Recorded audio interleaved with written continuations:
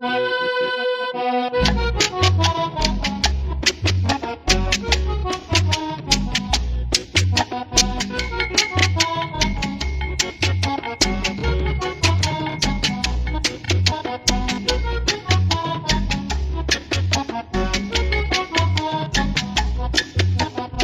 los campos de Tolima, un cantar viene del cielo, recordando a los abuelos que causaron la guabina.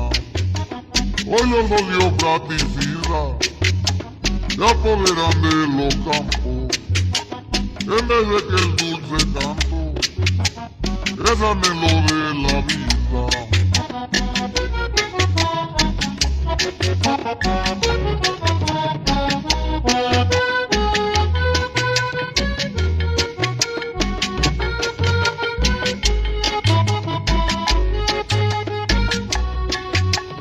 Pueblo, escucha, eres de mi patria hermosa, fuerte, espina y dulce rosa, y olvida el rencor.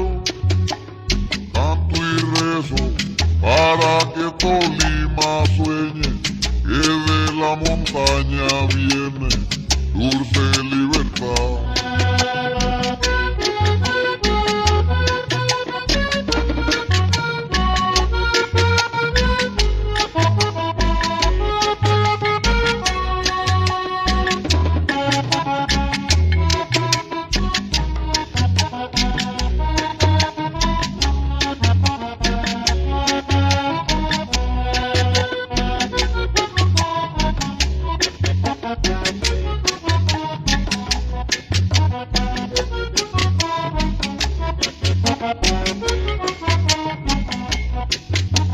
Nunca pudo un tolimense cantarle hacia su propio llanto, como el llanto que hoy se siente por el Gualanda y bajando, como el llanto que hoy se siente por el Gualanda y bajando.